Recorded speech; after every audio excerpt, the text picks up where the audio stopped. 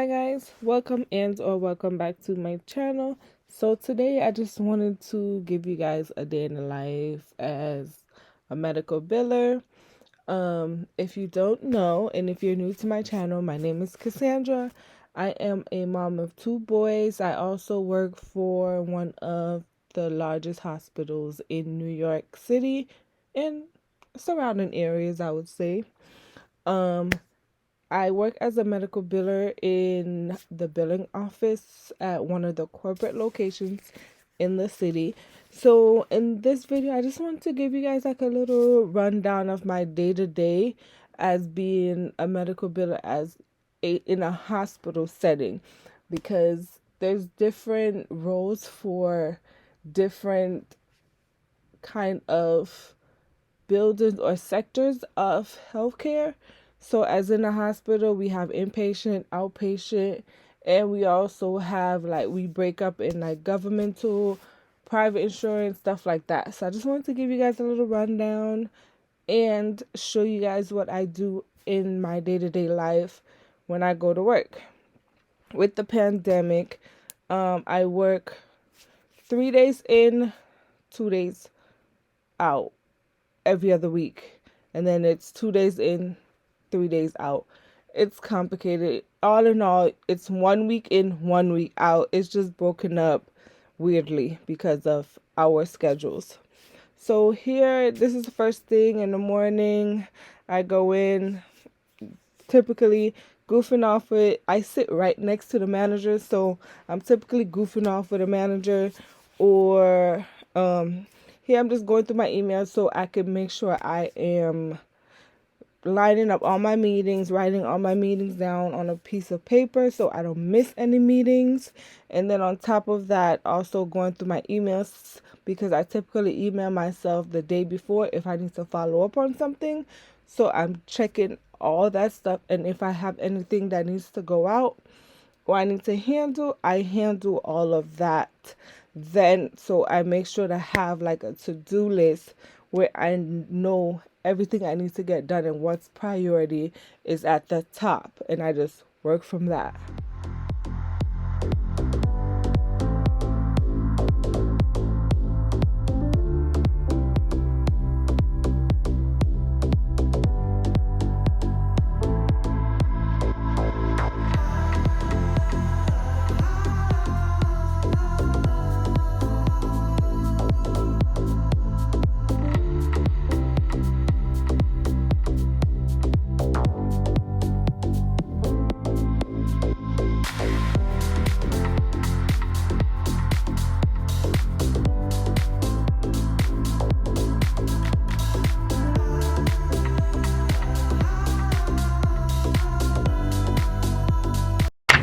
Okay guys, so I am on lunch now. Just want to give you guys like a quick update on what I've done today and day in the life, right? So when I first came in, I wiped my desk down per usual. Then I went into printing out my daily task sheet. So we have to keep track of the accounts we work. So we have these, we keep track of our accounts and stuff like that. These numbers mean nothing unless you have access to the system, so I just cover it up for reasons. I do that, and so the quality might have changed. That's because I am now on my phone. My battery died. So yeah, my camera battery died, and I didn't walk with the second battery as to why I purchased a second battery, right? Walk with it, duh. So once I printed out my sheet, I checked my email just to see if I have anything I need to go over or put on my list of things I need to get done for today. Typically, after I go through my email, I have a sheet that I keep track of what I needed to finish from yesterday, or I would email myself an account that I need to check back to see if the payment came in, or to see if any follow-up information came in, or if I have any facts that I need to pick up. So I checked those. I had 2 things I need to follow up on and get some follow-up stuff done, mail some stuff out, and then after that I just went into, so as a medical biller we have access to all the insurance company provider portals. So I went into all the provider portals and I just checked on some claims that I had denied. I needed to figure out the denial reason, so I went in and checked the denial reason, and if it's something I need to send documentation for, or I need to send it to medical records or HIM, or if it's a coding issue, depending on what the issue is, I send it where it needs to go, or I appeal it myself if it's a denial that I would work. I don't work all denials. If it's a coding denial, I don't work those. I can, but I don't. So that I don't work. And then if it is, if they need like medical records, I send the request to HIM medical records. I send a request. There's a sheet I have to fill out with the patient's information on there, with our company information and logo and stuff, and I send it out. It's an outside company that has access to our system, and they'll either send a file, print it out, or however it needs to go over, they'll do that.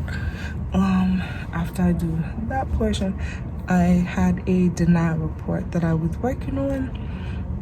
It's my monthly denial. Like, the system picks up denials that come in from the insurance company. So for last week, I had 5 denials that electronically came in, so I had to work those denials, and those were all not medically necessary denials, meaning the insurance company feels as though whatever documentation they received did not prove that the patient needed to be admitted to the hospital.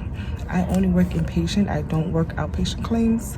I am strictly only inpatient, and I don't do governmental insurance unless I am just printing out the EOBs to send to commercial insurance companies or Medicaid insurance companies like that. But I don't work Medicaid, straight Medicaid, or Medicare claims. Don't work those. Those are governmental plans. There's a whole different team. That's the beauty of when you work for a hospital. It's broken down, and your duties are very broken down. So I am on inpatient denial. There's an outpatient denial. There's outpatient governmental denial. There's inpatient governmental denial. So it's different teams for different denials and different things. So for that, so I do have to do some phone calls if the denial reason is not very clear, or the reason why I was making those phone calls is because they said the auth was denied, but they didn't give me a reason why the auth was denied. When I called, come to find out, they're saying that we did not obtain an auth, but on their portal I was able to pull up the auth that was approved. It just wasn't attached to the claim, or they didn't process the auth with the claim. So all I have to do is call, have it sent back for reprocessing, and have the rep attach the auth, the pre-approved auth on there. So typically the auth can be denied for not being attached to the claim. That's one. 2, the auth was denied for medical necessity, meaning they don't think that the patient should have been admitted, so they're denying the auth, stating the patient didn't need to be admitted. They could have been treated in an emergency room and sent home. Third reason is they never received clinicals. They can deny your auth if they did not receive clinical information. So all the documentation of everything that was done for that entire stay needs to be sent to the insurance company, especially if it's not a pre-existing condition. So yeah. I also had another case where readmission denial. The patient was here within 30 days span of another admission. So a patient was admitted twice in January, so they denied it, stating pretty much we didn't treat the patient correctly the first time, as to why the patient had to come back. So in that case, an appeal needs to be submitted along with medical records to prove that the patient needed to be here. I can't tell you what the exact case by case scenario is, but you know, if you're going into medical billing or you're in medical billing, I'm sure you would understand. But for example, a patient could come back because they have a chronic illness, like they're a cancer patient, they are a chronic seizure patient, something like that, and they've been admitted. We just need to prove that the patient needed to be admitted within full time, and it was not our negligence, or it was not our fault why the patient did not get, or the patient did get correct care and was able to be sent home and just needed to come back. So that's that. But it is lunchtime and I need to eat because I'm still hungry. I didn't really eat much. I didn't eat well last night. I didn't eat dinner last night. So I had breakfast. I need to eat some lunch. I got a salad, as you guys saw in my previous clip. I had a salad and I'm going to eat. But normally I'm supposed to go back to work at 2. But I'm gonna just log back on and eat and work at the same time because I need to get some things scanned and sent over, some denial letters and some stuff. And I need to make, I think, 1 or 2 more phone calls before I leave. So yeah, maybe that's about it.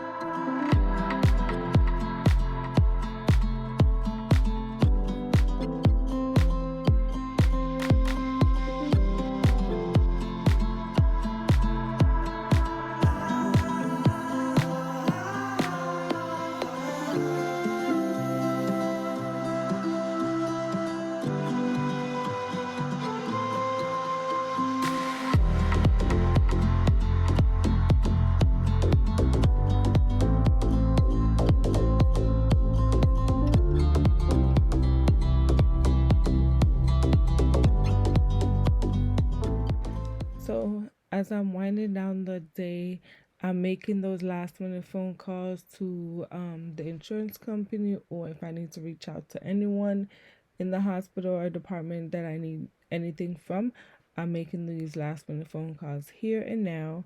And then what I'm going to do also is make sure I email myself any accounts that I need to follow up on. My email is always open, so I find that it's easier to send myself an email so I don't forget something that I need to do, because technically you're not supposed to have unopened emails. So I know I'm going to open those emails the next day, or if not, the day after that. So I'm also going to make sure I note any account I did not put a note in. When I'm calling the insurance company, a lot of time, if I'm working with more than one patient at a time, I'll have a piece of paper and know everything that I need to write in the system. So I will just go ahead and make sure that that's all noted, because this is the most important tip I will ever give you if you want to become a medical biller. If you do not note that account, you did not work that account. And that's with every job, anywhere you go. That's just that's just the way it is as a medical biller, because if you don't note the account, the next person going in behind you, or if management needs something, they have to be able to see your note. So if you didn't note it, that means you didn't do it. So that's a very good tip to always remember if you're deciding to go into medical billing, or if you are in medical billing, you just watching for some advice. And I would like to say thank you so much for watching this video. And if you enjoy content like this, please don't forget to subscribe to my channel and like this video and comment down below. I do enjoy reading you guys' comments. So make sure to leave me a comment down below, and I'll see you in the next one. Yeah.